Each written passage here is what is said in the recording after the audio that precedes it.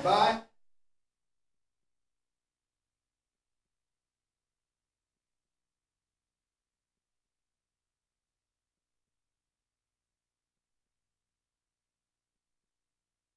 Thank you and welcome back to the second segment of the show for today.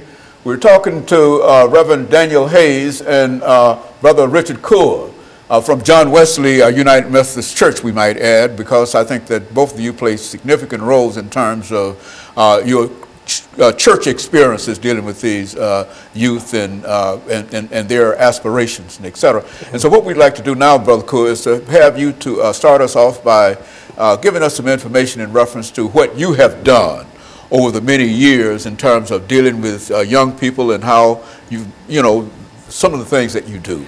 Well, first of all, I was a wellness teacher at East and Whites Creek High School, and we dealt with various type of topics about sexuality and dealing with conflict resolution and dealing with drugs and various other topics. And I've experienced firsthand how violence in our community, along with drug use, has contributed to where our young people are today. Now, there's a reason for this.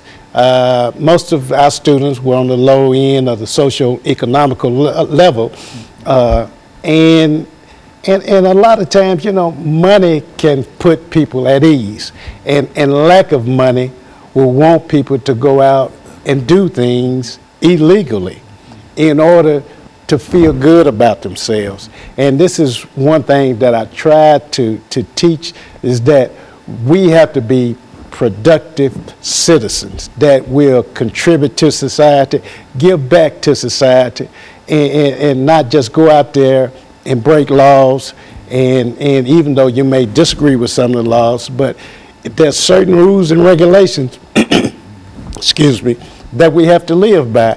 And I try to be a role model and carry myself as a head football coach and have rules and regulations for my football team and said these rules will apply to society.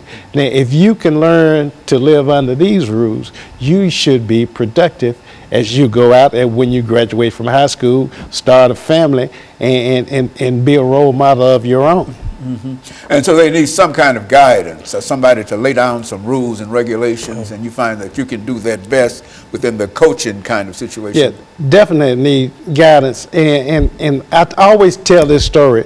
We had an athletic banquet at Whites Creek, and we had Joe Gillum Sr., he's former coach, head coach at Tennessee State University. And he came to speak with us, and he told us that we need more men to be role models to our sons. He said, women or mothers raise their daughters to be like them. They take them shopping, they teach them how to cook and do various other things. And you don't see our fathers out with the sons in the community, in the mall or going to some type of event, taking part with their sons and showing them how to be responsible, showing them that, it's okay to act this certain way. You don't have to act like your friends down the street. And so we need more men to be the role models for our youth today. Mm-hmm. And Reverend Hayes, I understand that you've had an extensive coaching career. Not only are you involved in the ministry, but you consider yourself a coach, right, in a real sense. And so what, in terms of meeting those challenges, what do you do in terms of talking to young people? Well, one of the things that during my time that I was a Little League coach, baseball and football coach, I was very strict. Mm-hmm. Had a lot of rules, as Coach Coeur was saying, had a lot of rules, and my players had to walk by my rules. Also, I had a relationship with the parents, and a lot of parents, if the kids would miss school because I did a lot of coaching, most of my boys came from, at that time, either Preston Taylor or John Henry Hale. And if their parents had any problems with them, they would always call me. And I was able to set a lot of them straight, and a lot of them are doing a lot of good today. And so I think, as Coach said, that we have to stand up and take more of a role in our young men and young women's lives, so they can be the people that we want them to be, but not just us, but that God wants them to be. And so that means we have to be tough sometimes, and we have to have some rules and some regulations to say, this is what we expect of you. And that's what I did in coaching. I expect to win. I mean, Coach RCoure was one of the greatest football coaches in high school. And so in Little League, I felt I was a great coach. And I was good because I didn't believe in losing. But at the same time, I believed in pushing those kids to be the best that they could be. And so in a real sense, they live by example. I mean, if they can see a good example, then they are more than likely to follow it. Is that what we're saying? Yes, most definitely. You have to have a role model that people look up to. And on the way over here, I was just thinking about, sometimes we look at the wrong role models. And I look at a guy like Puff Daddy, whatever his name. You see, when he goes out into the business world, he has a shirt and tie and a suit on, even though, you know, he may put out various other type music. But you see, in order to him to be successful, he have to be a certain way. We can't live in a bubble or a vacuum. You know, we have to reach out to various aspects of our community. You just can't live here and expect you carry yourself a certain way. You know, there's sometimes that, you know, you can relax and let your guard down and hang out with your buddies, but when it's time to go out there and in the professional world, you have to be able to communicate and present yourself in a professional manner. The crunch time, is that what we're talking about for the most part?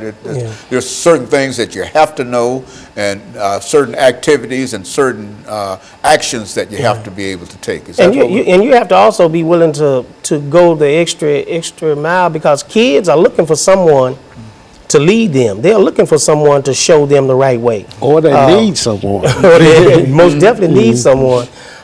You know, when people when I was coaching Little League baseball at White City Park, and my team, I could walk off and go talk to other coaches and tell my team to sit on the hill. I knew my boys was going to sit on the hill, because if they came off the hill or they did something wrong, they knew they were going to be running about 10 laps at the next practice, because we believed in trying to teach them the right way. And that's what we have to do, go step back now and teach our kids nowadays to do things the right way, so they can be all that they can be. And if we don't do it, then we're going to continue to lose our kids. And of course, we're getting ready for this second commercial break, Brother RCoure. And when we come back, we'll have an opportunity to get into a program, Reverend Hayes, I think that you have dealing with young people. And we'll be back with our audience following this short commercial break.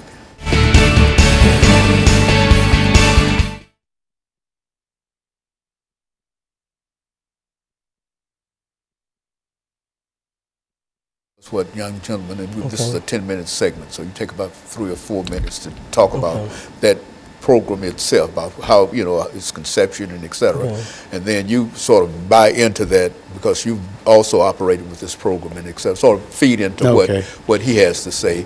And we'll sort of do that for the next 10 minutes. But this is your show, dealing with your particular program and how you want people to respond to that. If you want somebody, you know, the people in the congregations or the greater community, et cetera, to become involved in it, you know, lay out some information as to how they might be, you know, get in touch with you and that kind of thing. And so I think that we'll do that. And so this is the young gentleman part of the program. As a matter of fact, I can remember we did a whole show on young gentlemen at one time, and that was a lot of excellent. That's the same program. I thought that was the same program. Yeah, just revitalized and certainly it's the same program, because it's the same problem. Yes, the same problem. You know. Yeah, so this is a young gentleman.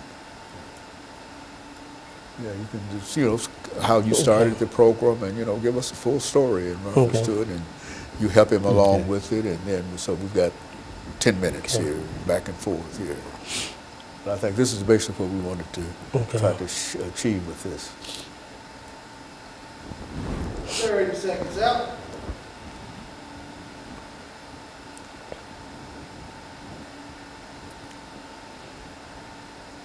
stand by.